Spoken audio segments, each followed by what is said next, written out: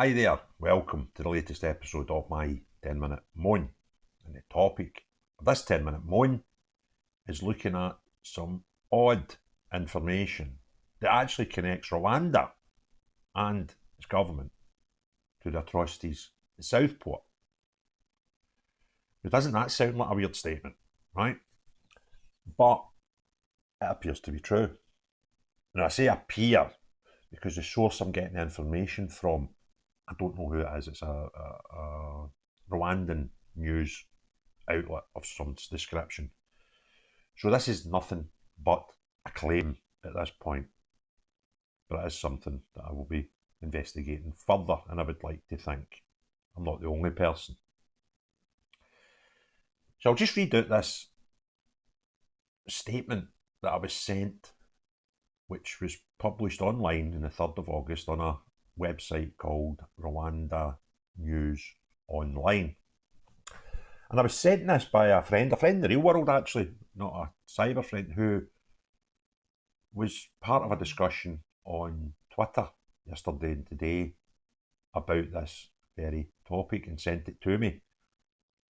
And you know, one of the times you read something and you think, that cannot be right. Again, I'm not sure if it is, but it looks as if it is. So I am open-minded. I'm not passing any allegations. I'm just passing information, and you as a viewer can decide if it's right or wrong at this point. But I like to give you information that you can take to the bank, so I will be further investigating this, as is the norm with me and my mad head. But it's a bit bonkers. So anyway, back to the point. This article says, who is Alex Muganwa Radakubana?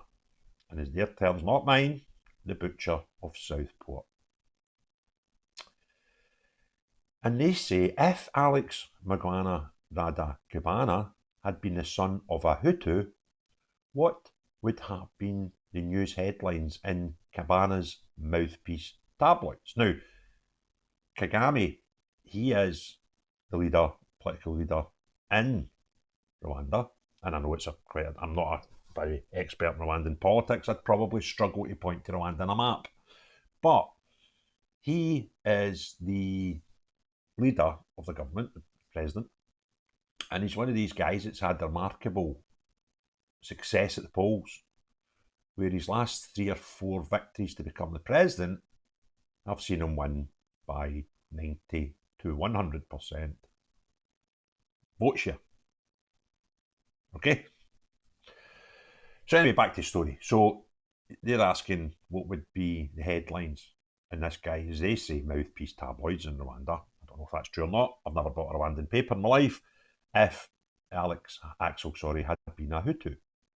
So since Alex Radukabana's parents are Tutsi, genocide survivors, and his father, Alphonse Radakubana, is the nephew of Weller's Gasa Magera. And you might think, well, who's he, this Weller's Gasa Magera? He is the Secretary General of Rwanda's ruling party, the RPF. Right? This is a bit, right? This could be the biggest lot of nonsense in the world. I'm quite happy to accept that. Or it could be true. I have looked about and sniffed about a wee bit before making this video, and I'm verging it's more than 50% probability of being true. So young Axel's dad's uncle is the Secretary General of the party that ruled Rwanda, whose president was voted in, well, at 98, 99% polls. Rwanda, who the Tory government done a deal with to take some of our immigrants, illegal ones at that. And that deal was cancelled by the new government. So you've now got to think, well, those two governments, both Tory and Labour, must have had some quite high-level talks with the rulers in Rwanda and the government. and I'm not sure how high or how low these talks would be, but being the Secretary General of the ruling party might put you in touch with the British government, right? However, back to the story, however, had Axel Mugawani Radakabana been a child of Hutu or a child of a Tutsi opposition figure, we can all guess the type of headlines that would have appeared in the tabloid controlled by, their words, no mine, criminal Paul Kagame. I don't know if a man's a criminal or not. I wouldn't know him if he walked past me in the street, right? So I ain't making that claim. I'm just reading their words. But now they remain silent on this despicable tragedy. Now, I think they got a point here. Because if, let's say, I moved to Turkey 25 years ago and had my son born in Turkey, and he went on and done what Axel Anwar Radakabana allegedly done, I kind of think the papers here would, they'd have an odd story or two. It was the biggest news story in the UK for quite a bit.